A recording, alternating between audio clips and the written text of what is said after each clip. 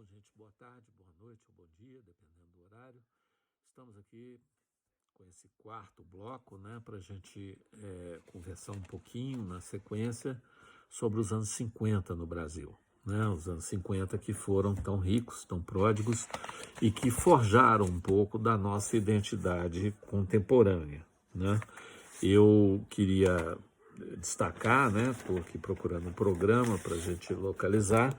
Nós estamos aqui mais ou menos no ponto 7, tá, do programa. Como eu já disse, não tem uma correspondência automática, tá? Nós estamos indo e voltando ao sabor do tema de que a gente se ocupa. Então, mas estamos mais ou menos no ponto 7 e eu vou, daqui um pouco, editar os comentários sobre cada um desses encontros, sugerindo algumas perspectivas bibliográficas nos comentários dos vídeos. Inclusive, eu vou editar os antigos também, tá? Então, para aqueles que tiverem alguma dúvida, depois volta lá, mesmo que você já tenha assistido o vídeo, volta lá para ver os comentários se você tiver alguma dúvida sobre a bibliografia correspondente, o momento em que ela entra, né? Hoje, agora nesse quarto bloco do dia de hoje, eu vou trabalhar um pouco a ideia da mudança histórica, né? E eu não vou cometer a sandice de declamar poesia para vocês, né? Mas eu quero citar e recomendar, né, a leitura de um poema, que não por acaso, boa parte dos críticos consideram um dos 100 melhores poemas brasileiros de todos os tempos.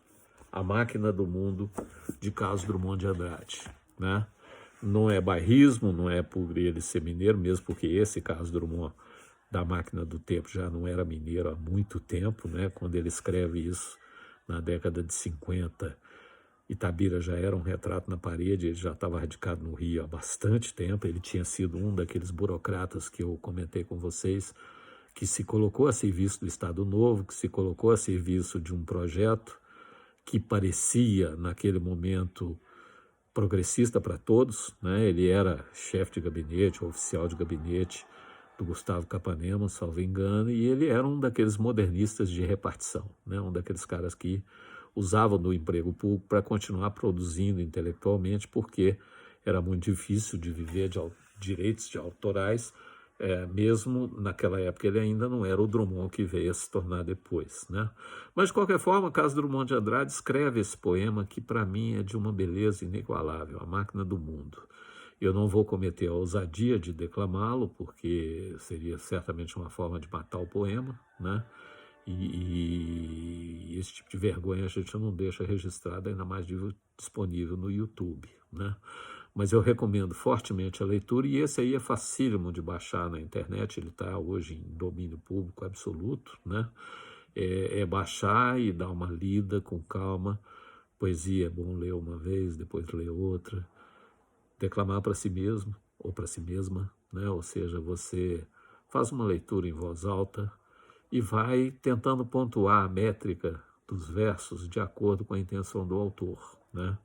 E vocês, não sei se compartilharão comigo, mas eu particularmente tendo a ler no Drummond as teses sobre a história do Walter Benjamin, né? Especialmente na Máquina do Mundo, eu vejo que há um diálogo possível, né? O que o Benjamin fala nas suas teses sobre a história? Que é um texto de guerra, mas é um texto de pós-guerra, né?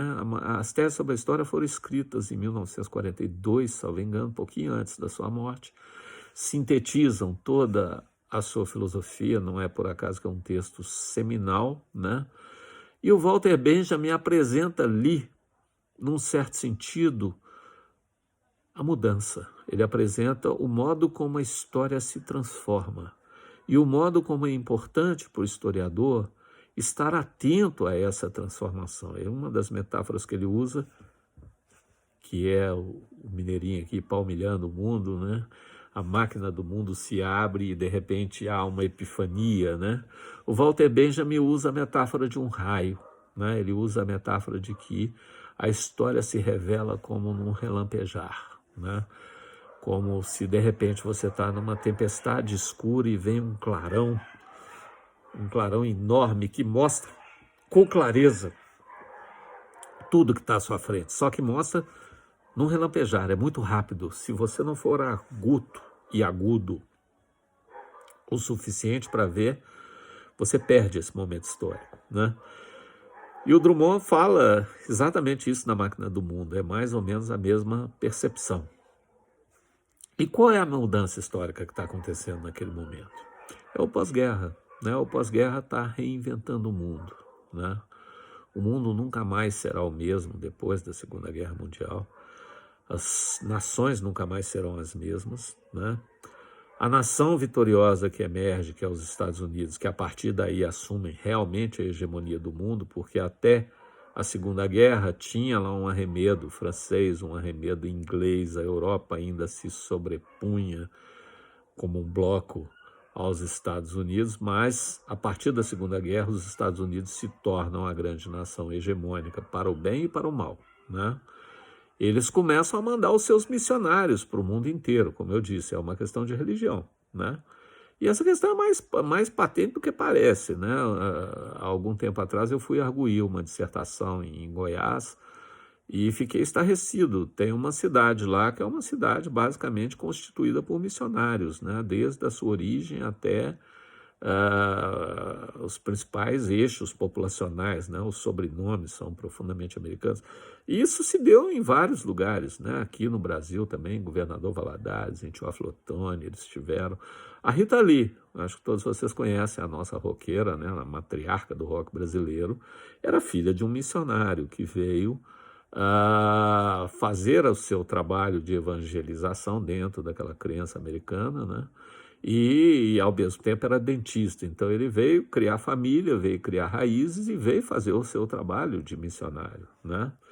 Barack Obama era filho de uma missionária que estava fazendo proselitismo político na África e se envolveu com um africano, né? A mãe dele é americana da gema, né? Aquelas WASP, né?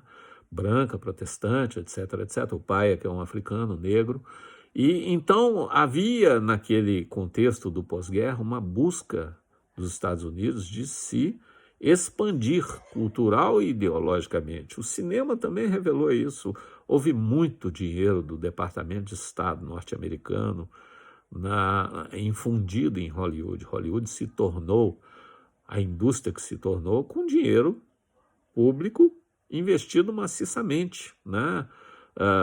Com os nossos filmes vai a nossa cultura, e com a nossa cultura vai o nosso American Way of Life, né? E com isso eles criavam uma identidade com os países da América como um todo, né? E a pretensão de hegemonia, desde então, tem se revelado muito verdadeira. Por isso que, para eles, Cuba foi um choque, né? 1959, o mesmo ano em que a Barbie nasceu, ocorre uma revolução socialista em Cuba. Uma revolução que todos os historiadores são unânimes em dizer, ela não era soviética, ela não era de inspiração comunista estrito sensu, né? Os soviéticos entraram, como sempre, meio a reboque para garantir a autonomia e independência da ilha quando ela começou a se tornar objeto de constante pressão norte-americana e de uma iminente invasão, né? Houve, inclusive, a tentativa, né, da Baía dos Porcos, que foi um grande fracasso, que foi repelida pelo patriotismo do povo cubano, e desde então Cuba aceitou o apoio militar soviético, mas sempre meio preservando a sua autonomia, a sua independência, dizendo e alegando que queriam criar um modelo autônomo próprio, né? Então, em 1959, a Revolução Cubana foi um choque para os Estados Unidos e desde então eles ficaram absolutamente ensandecidos. Falaram, não, nós perdemos Cuba, não podemos perder mais ninguém, né? E acho que foi dentro dessa linha que provavelmente eles estiveram tão preocupados com o Brasil, né?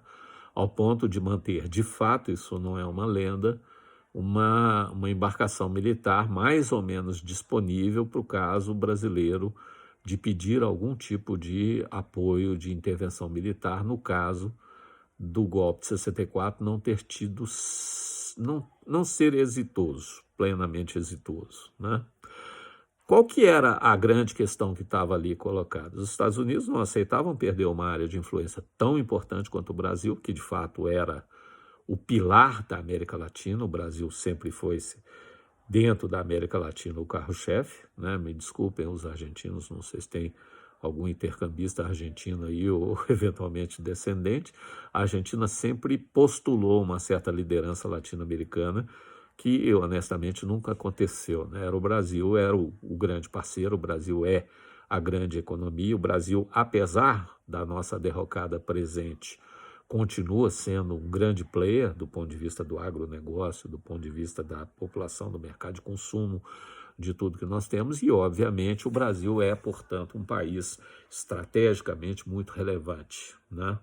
E obviamente não é a eleição de Trump e a perda da eleição que vai mudar esse estado de coisas, né? O Joe Biden com certeza não vai ter pouco apreço pelo Brasil, mesmo sob o governo dos Bolsonaro, né?